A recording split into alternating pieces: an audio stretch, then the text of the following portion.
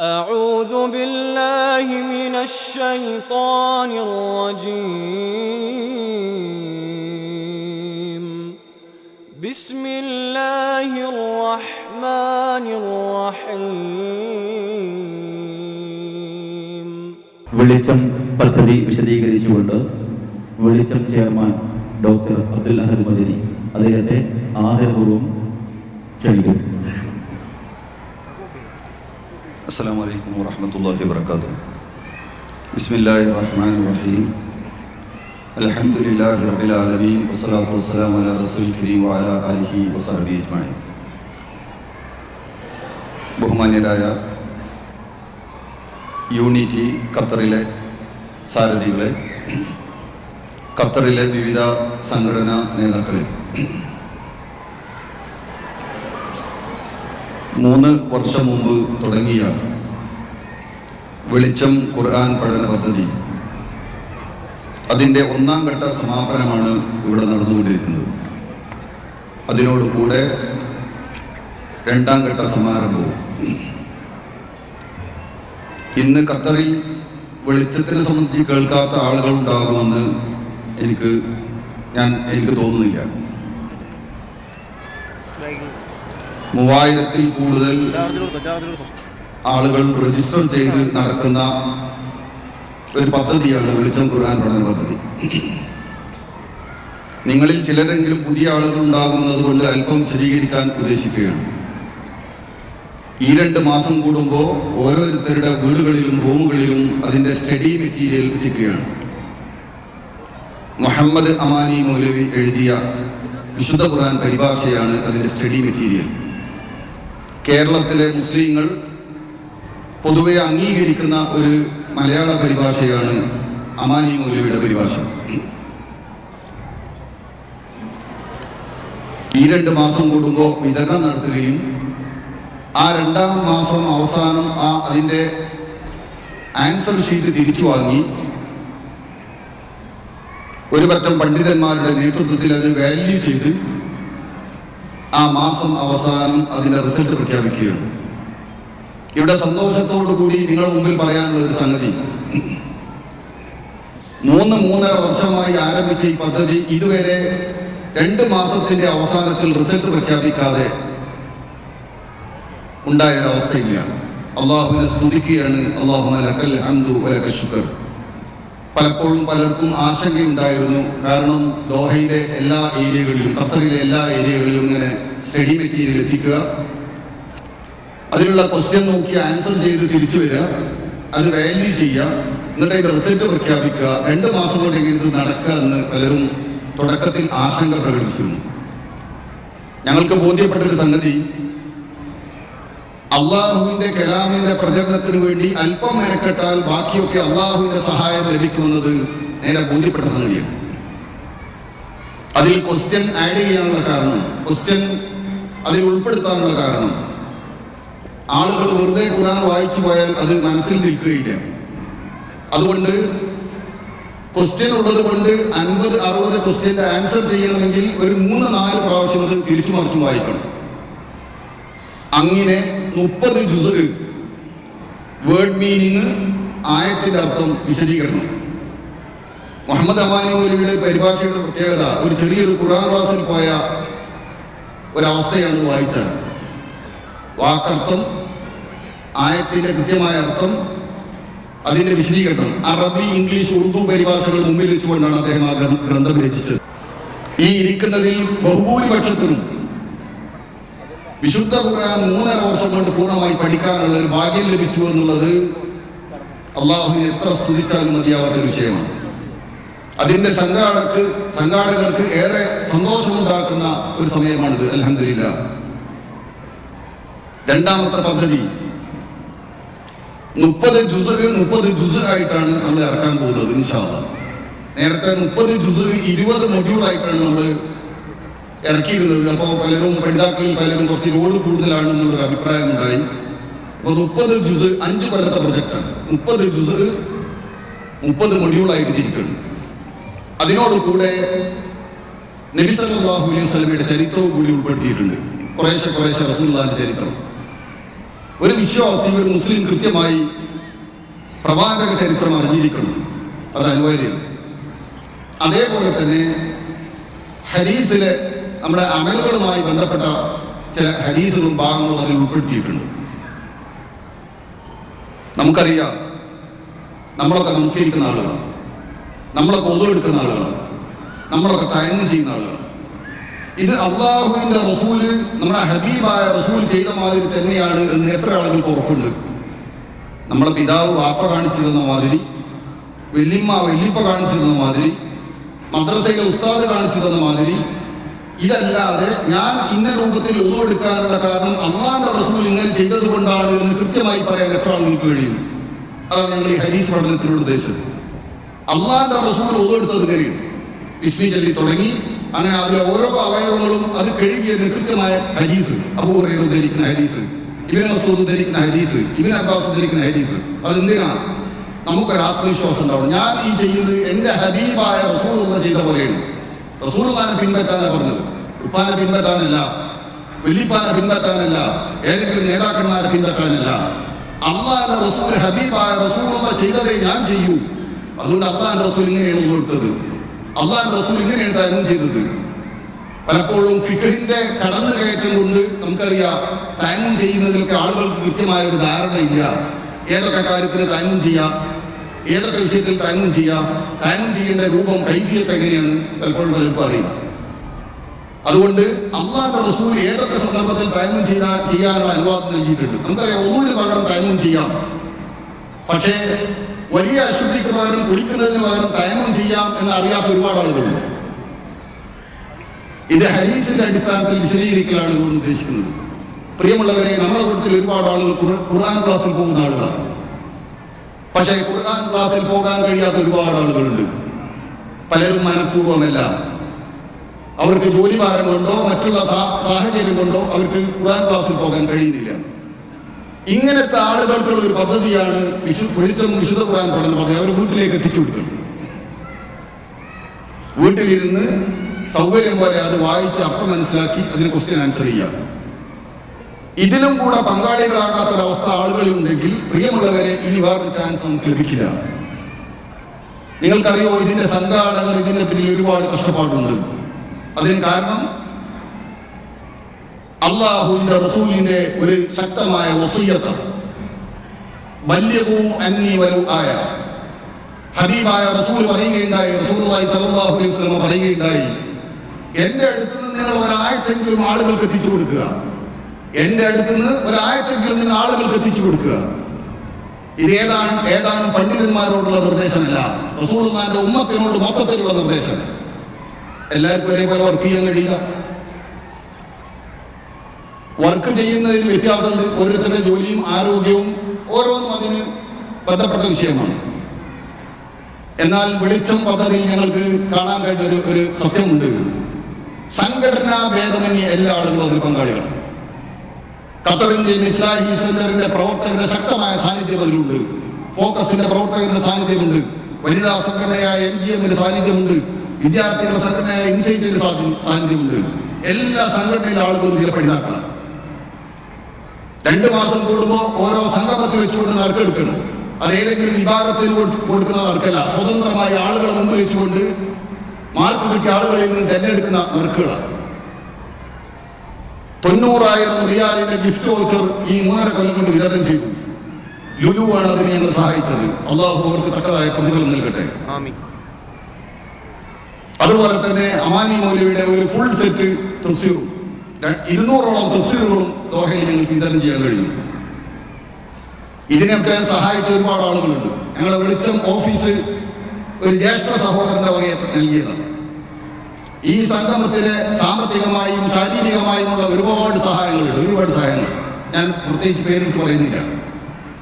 ഇതിനൊക്കെ പിന്നിൽ നിന്ന് ആളുകൾ ഒരൊറ്റ ലക്ഷ്യമുള്ളൂ, ഒരൊറ്റ ലക്ഷ്യം: അള്ളാഹുവിന്റെ കലാമിനെ പ്രചരിപ്പിക്കുക, അള്ളാഹുവിന്റെ കലാമിനെ ആളുകളിൽ പ്രചരിപ്പിക്കുക. നേരത്തെ സ്വാഗതത്തിൽ സൂചിപ്പിച്ചതുപോലെ അള്ളാഹുവിനെ സഹായിച്ചാൽ അള്ളാഹു സഹായിക്കാമെന്നേറ്റതാണ്.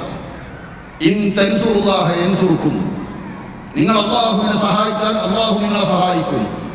പരലോകത്ത് മാത്രമുള്ള സഹായമല്ല, ഇഹലോകത്തും അള്ളാഹിന്റെ ദീനിന് വേണ്ടി, അള്ളാഹുവിന്റെ കലാമിന്റെ പ്രചരണത്തിന് വേണ്ടി നമ്മൾ മെനക്കെട്ടാൽ നമ്മുടെ ദുനിയാവിലെ വിഷയങ്ങൾക്കും അള്ളാഹിന്റെ സഹായം ഉണ്ടാവുന്നതാണ് പറയുന്നത്. പല മുഫസ്സിറുകളും അങ്ങനെ വിശദീകരിച്ചത്. നിങ്ങൾ അള്ളാഹുവിനെ സഹായിച്ചാൽ, അള്ളാഹുവിന്റെ ദീനിനെ സഹായിച്ചാൽ, അള്ളാഹുവിന്റെ കലാമിനെ സഹായിച്ചാൽ നിങ്ങൾ അള്ളാഹു സഹായിക്കുമെന്ന് പറഞ്ഞാൽ ഇയാളുടെ പരമാവധി മാത്രമല്ല, ഇഹ പല വിജയത്തിന് വേണ്ടി അള്ളാഹുവിന്റെ സഹായം ഉണ്ടാവുന്നതാണ്. ഇതിലുള്ള പല അംഗങ്ങൾക്കും അത് ബോധ്യപ്പെട്ട സംഗതിയുണ്ട്. പല ആളുകളും പറഞ്ഞിട്ടുണ്ട്. ഞാൻ അൽഹംദുലില്ലാ 2 ഷിഫ്റ്റ് വർക്കുള്ള ആളുകളാണ്. നമുക്കറിയോ, ഇതിലുള്ള ചില പ്രവർത്തകന്മാരുടെ കഷ്ടപ്പാട് കണ്ടാൽ നമുക്ക് അത്ഭുതം തോന്നും. 14-15 മണിക്കൂർ സൂപ്പർ മാർക്കറ്റിൽ വർക്ക് ചെയ്യുന്ന പല ആളുകളും ഇതിന്റെ പഠിതാക്കളാണ്, പലരും ഇതിന്റെ പ്രവർത്തകർ. വീടുകളിൽ എത്തിക്കുന്നു, സ്റ്റഡി മെറ്റീരിയൽ വീടുകളിൽ എത്തിക്കുകയാണ്, റൂമുകളിൽ എത്തിക്കുകയാണ്, കൂടെ ജോലി ചെയ്യുന്ന ആൾക്കാർക്ക് എത്തിക്കുകയാണ്. അള്ളാഹിന്റെ റസൂലിന്റെ വസിയ്യത്ത് നമുക്കറിയാം. ഖുർആനിനെ നെഞ്ചിലേക്ക് നടക്കുന്ന ആളുകൾക്ക്, ഖുർആൻ പാരായണം ചെയ്യുന്ന ആളുകൾക്ക്, ഖുർആൻ പഠിക്കുന്ന ആളുകൾക്ക് വിശുദ്ധ ഖുർആൻ പരലോകത്ത് വന്നുകൊണ്ട് ശുപാർശ പറയും. വളരെ ചുവന് സന്തോഷം.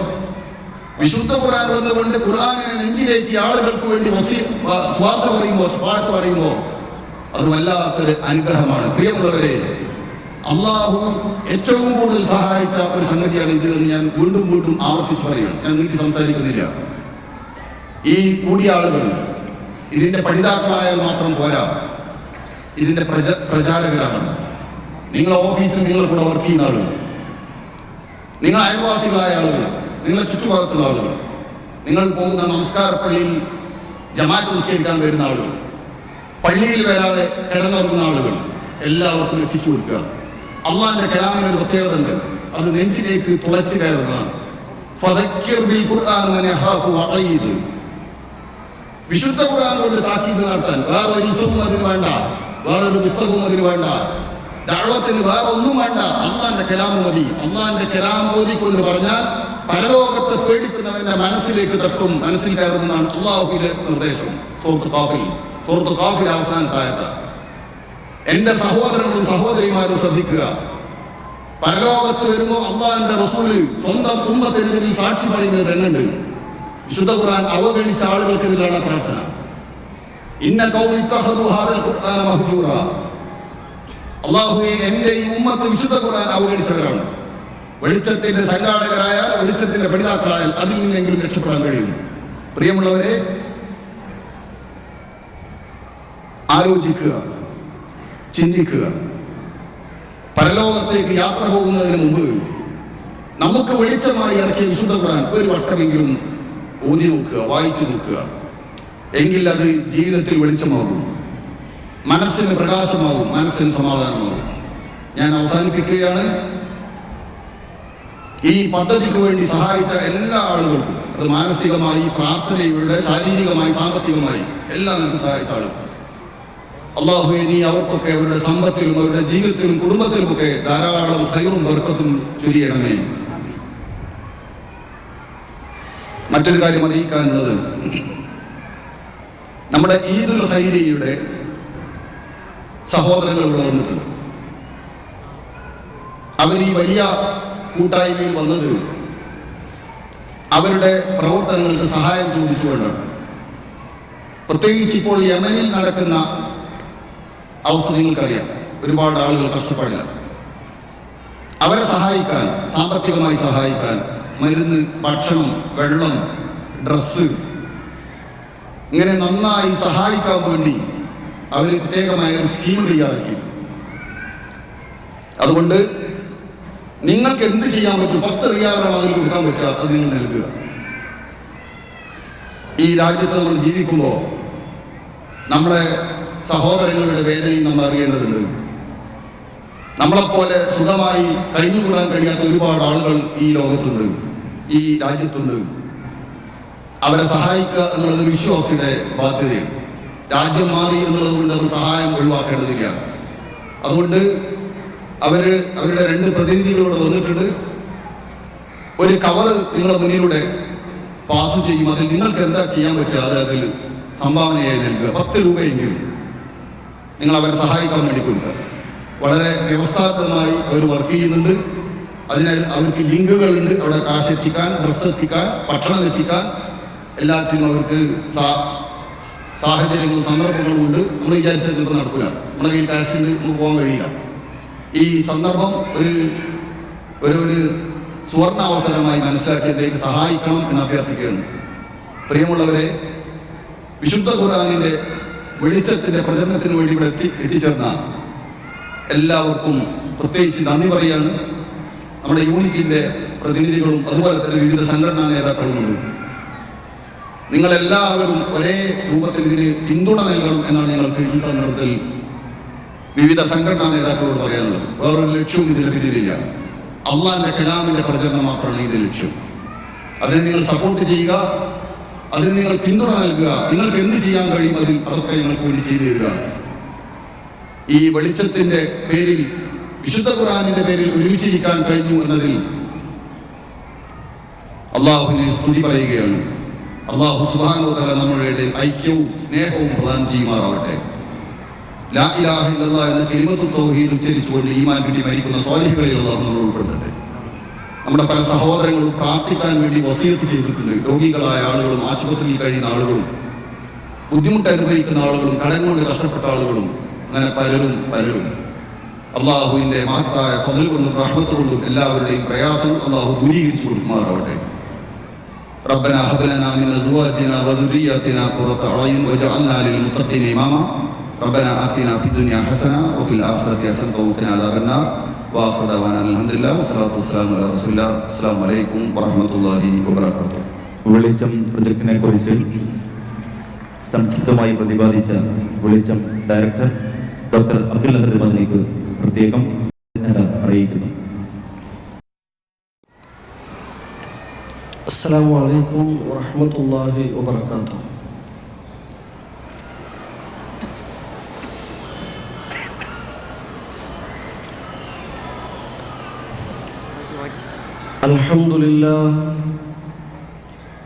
അൽഹംദുലില്ലാഹി റബ്ബിൽ ആലമീൻ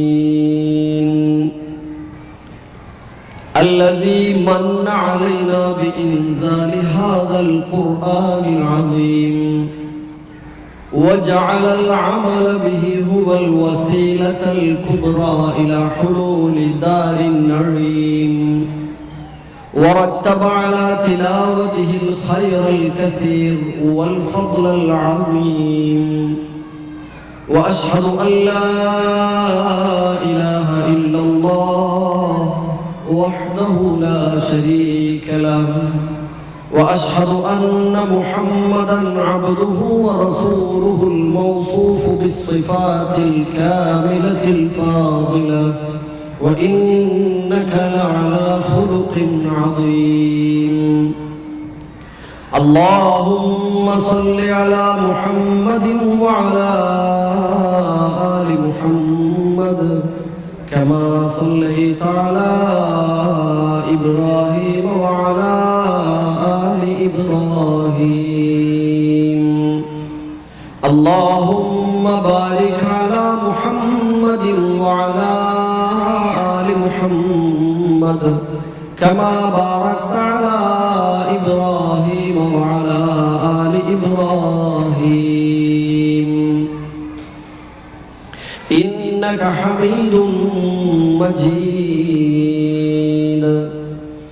أما بعد فإن خير الحديث كتاب الله وخير الهدي هدي محمد صلى الله عليه وسلم وشر الأمور محدثاتها وكل محدثة بدعة وكل بدعة ضلالة وكل ضلالة في النار.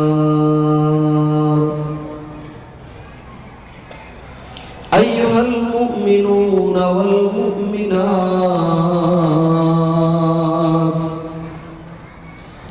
اتقوا الله حق تقاته ولا تموتن إلا وأنتم مسلمون.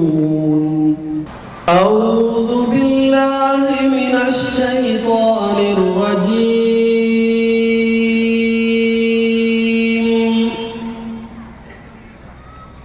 بسم الله الرحمن الرحيم.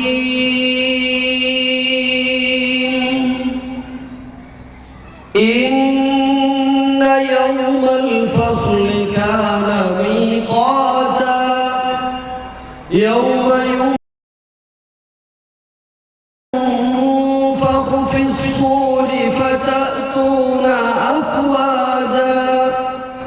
وفتحت السماء فكانت أبوابا وسيرت الجبال فكانت سرابا إن جهنم كانت مرصادا إن جهنم كانت مرصادا للطاغين مآبا لابثين فيها أحقابا لا يذوقون فيها بردا ولا شرابا إلا حميما وغساقا جزاء وفاقا إنهم كانوا لا يرجون حسابا وكذبوا بآياتنا كذابا وكل شيء أحصيناه كتابا فذوقوا فلن نزيدكم إلا عذابا فرقان العظيمان പരിശേറും പൂങ്കാവാണ് പവിത്രത തിളങ്ങുന്ന താരാമ്പരമാണ് പെരിയോന്റെ കലാമാണ് ഖുർആൻ പെരിയോന്റെ കലാമാണ് പെരിയോന്റെ കലാമാണ് ഖുർആൻ പെരിയോന്റെ കലാമാണ് ഫുർഖാനുൽ അദീമാണ് പരിശേറും പൂങ്കാവാണ് പവിത്രത തിളങ്ങുന്ന താരാമ്പരമാണ് പെരിയോന്റെ കലാമാണ് ഖുർആൻ പെരിയോന്റെ കലാമാണ് പെരിയോന്റെ കലാമാണ് ഖുർആൻ പെരിയോന്റെ കലാമാണ്.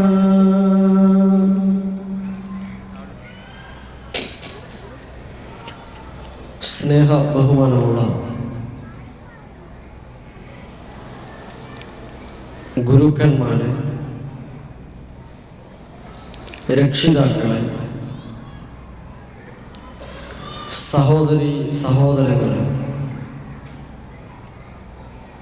പ്രിയം നിറഞ്ഞ കുട്ടികളെ, ഏറെ സന്തോഷത്തോടുകൂടെയാണ് ഈ ഒരു സദസ്സിനെ അഭിമുഖീകരിക്കുന്നത്.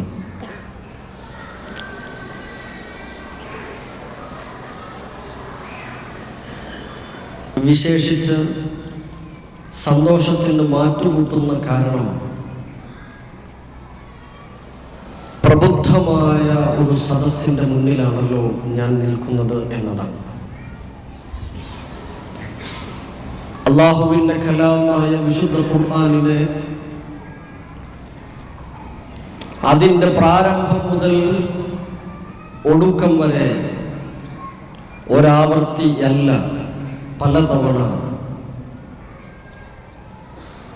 തൊട്ടറിഞ്ഞ അനുഭവിച്ചറിഞ്ഞ മഹാഭാഗ്യവാന്മാരുടെ മഹാഭാഗ്യവതികളുടെ മുന്നിലാണ് നിൽക്കാൻ അവസരം ലഭിച്ചിട്ടുള്ളത് എന്നതാണ്. അൽഹംദുലില്ലാഹ്. അതോടൊപ്പം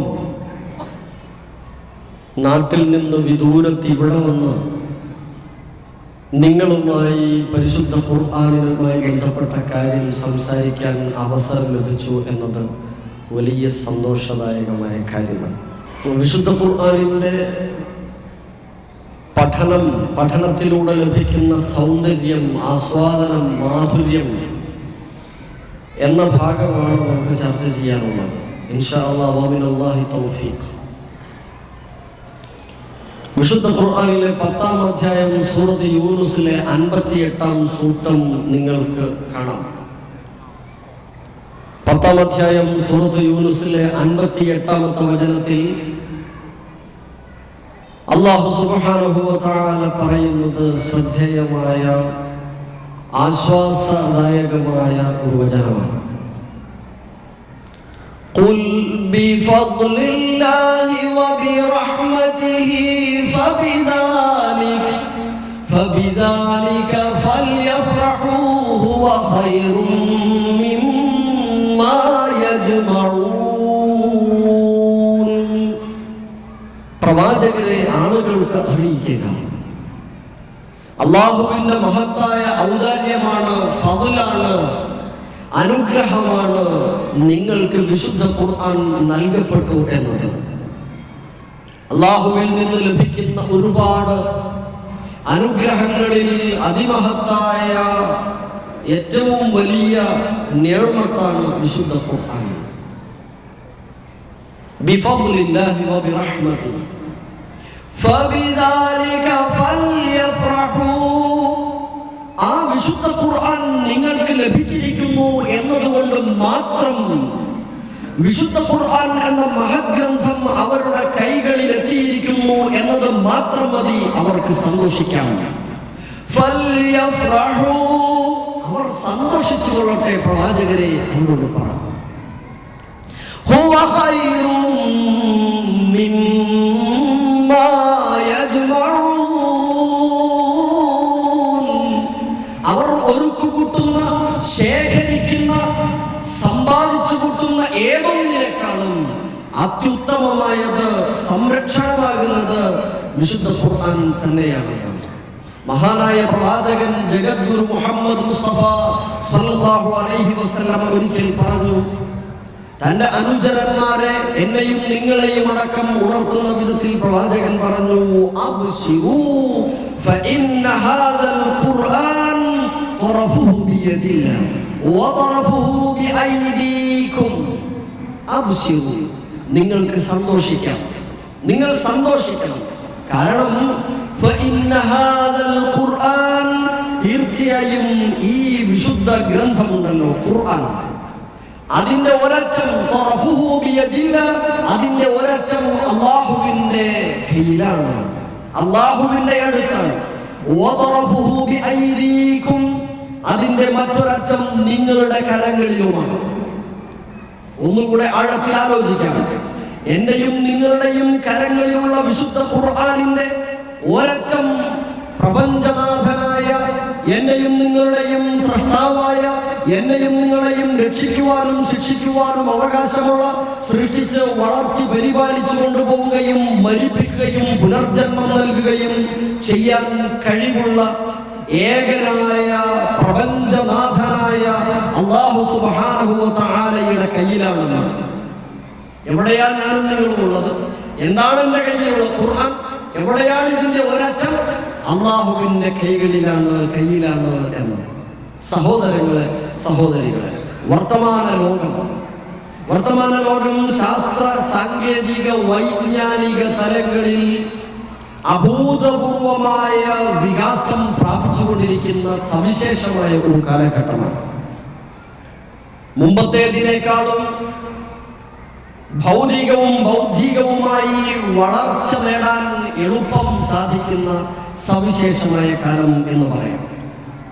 ബൃഹത് ഗ്രന്ഥങ്ങളും വലിയ ലൈബ്രറികളും സെമിനാറുകളും ചർച്ചകളും ടേബിൾ ടോക്കുകളും എന്തും ഏതും കണ്ടെത്താൻ കഴിയുന്ന എൻസൈക്ലോപീഡിയ ബ്രിട്ടാനിക്കയും എല്ലാം ഒരു വിരൽ തുമ്പിൽ ഒതുങ്ങിയിരിക്കുന്ന സാധ്യമാകുന്ന വളർച്ചയുടെ കാലഘട്ടം. നൂറുകണക്കിന് ഭാഷകളിലായി ആയിരക്കണക്കിന് ലക്ഷക്കണക്കിന് ഗ്രന്ഥങ്ങൾ, അതിലപ്പുറം മീഡിയകൾ, സിനിമയും സീരിയലുകളും നോവലുകളും കഥകളും നാടകങ്ങളും കവിതകളുമായി ഒട്ടേറെ വേറെയും സംവിധാനങ്ങൾ. പക്ഷേ ഇവിടെയൊന്നും പലപ്പോഴും എന്നല്ല ഒരിക്കലും അവയുടെ സമീപത്തേക്ക്, ചാരത്തേക്ക് വിജ്ഞാനം തേടിയെത്തുന്ന, ആവശ്യവുമായി ചെന്നെത്തുന്ന പലർക്കും കൃത്യമായ മറുപടി ലഭിക്കുന്നില്ല, ഉത്തരം ലഭിക്കുന്നില്ല. സമാധാനം ലഭിക്കുന്നില്ല, ആസ്വദിക്കാനും കഴിയുന്നില്ല. ആവർത്തന വിരസത അനുഭവപ്പെടുന്നു, പ്രയാസങ്ങളും വൈരുദ്ധ്യങ്ങളും കാണാൻ കഴിയുന്നു, ന്യൂനതകൾ ഒരുപാട് അതിനകത്ത് കാണാൻ കഴിയുന്നു അവിടങ്ങളിലൊക്കെ. പക്ഷേ അവയ്ക്കെല്ലാം ഇടയിൽ പരിശുദ്ധ ഖുർആൻ, വിശുദ്ധ ഖുർആൻ എന്ന ഒരു വേദഗ്രന്ഥം ഏറെ സന്തോഷത്തോടുകൂടെ നമുക്ക് ഓർക്കാം.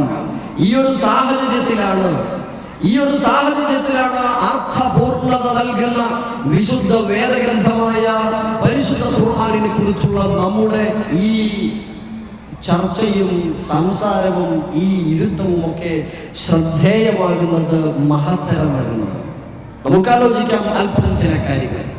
എന്താണ് ഇതര ഗ്രന്ഥങ്ങളിൽ നിന്ന്, ഇതര ഗ്രന്ഥ പുസ്തക വായനകളിൽ നിന്ന് വിശുദ്ധ ഖുർആനിന്റെ വായന തീർത്തും സവിശേഷമാകുന്നത്? എന്താണ് അതിന്റെ വ്യതിരിക്തത, പ്രത്യേകതകൾ? എണ്ണി നമുക്ക് അല്പം ചില കാര്യങ്ങൾ പറയാവുന്നത്. ഒന്ന്, വായനക്കാരനെ സംബന്ധിച്ചിടത്തോളം അവന്റെ ചിന്തകൾക്ക് അർത്ഥപൂർണത നൽകുന്നു വിശുദ്ധ ഖുർആനിലൂടെയുള്ള വായനയിൽ. അവന്റെ ചിന്തകൾക്ക് അർത്ഥപൂർണത നൽകുന്നു, ഒരു ഉത്തരം അവന് ലഭിക്കുന്നുണ്ട്. അവന്റെ ബുദ്ധി വികാസം എളുപ്പമാക്കുന്നു, ആശയ രൂപീകരണം നടക്കുന്നു, സംശയ ദൂരീകരണം ലളിതമാണ്, സത്യാസത്യ വിവേചനം വളരെ എളുപ്പം സാധിക്കുന്നു, സമാധാന മാർഗമേതെന്ന് വായനക്കാരന് മനസ്സിലാക്കാൻ സാധിക്കുന്നു, ആസ്വാദനവും ഹൃദ്യതയും മാധുര്യവും അനുഭവിക്കാൻ കഴിയുന്നു. വിശുദ്ധ ഖുർആനിനെ കുറിച്ച് ഒരു കവി സൂചിപ്പിച്ച ഭാഗം ശ്രദ്ധേയമാണ്. അല്ലാഹു അക്ബർ ഇന്ന ദീന മുഹമ്മദിൻ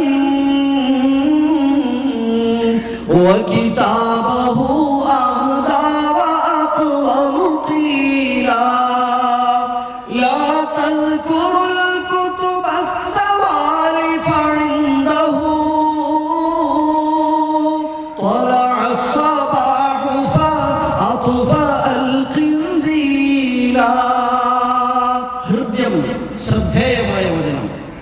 അല്ലാഹു അക്ബർ ഇന്ന ദീന മുഹമ്മദിൻ. അല്ലാഹു അക്ബർ, തീർച്ചയായും മുഹമ്മദ് നബി കരീം സല്ലല്ലാഹു അലൈഹി വസല്ലമയിലൂടെ പൂർത്തീകരിക്കപ്പെട്ടിട്ടുള്ള പരിശുദ്ധ ഇസ്ലാം മതവും വകിതാബഹു അഹ്ദാ വഅഖ്വമു ഖീലാ, മുഹമ്മദ് നബിയിലൂടെ അവസാന പതിപ്പായി വേദഗ്രന്ഥങ്ങളുടെ ലാസ്റ്റ് എഡിഷനായി പ്രവാചകനിലൂടെ നൽകപ്പെട്ടിട്ടുള്ള വിശുദ്ധ വേദഗ്രന്ഥമായ ഖുർആൻ എന്ന കിതാബും ഈ മതവും ഈ കിതാബും മാത്രമാണ് അഹ്ദാ വഅഖ്വമു ഖീലാ, ഏറ്റവും നേരായത്, നാലാളെ വിളിച്ചുകൂട്ടി പറയാൻ കഴിയുന്നത്, ഒരു സമൂഹത്തെ, ഒരു രാജ്യത്തിന്റെ മുമ്പിൽ, വലിയ ഒരു സദസ്സിന്റെ മുമ്പിൽ, ഒരു നാട്ടിലെ മുഴുവൻ ആളുകളെയും ജാതി മത ഭേദമന്യേ വിളിച്ചു ചേർത്ത് പക്ഷഭേദമില്ലാതെ വിളിച്ചു ചേർത്ത് അവരുടെ മുമ്പിലൊക്കെ ശക്തമായി പറയാൻ കഴിയുന്ന ഒരേ ഒരു ഗ്രന്ഥമാണ് വിശുദ്ധ ഖുർആൻ. അടുത്ത വരിയില് ലാ തദ്കുറുൽ കുതുബസ് സവാലി ഫഇൻദഹു,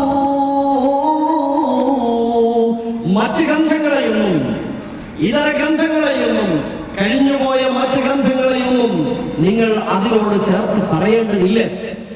കാരണം ഒരു പൊതു തത്വമുണ്ട്, ഒരു പൊതു അറിവുണ്ട്.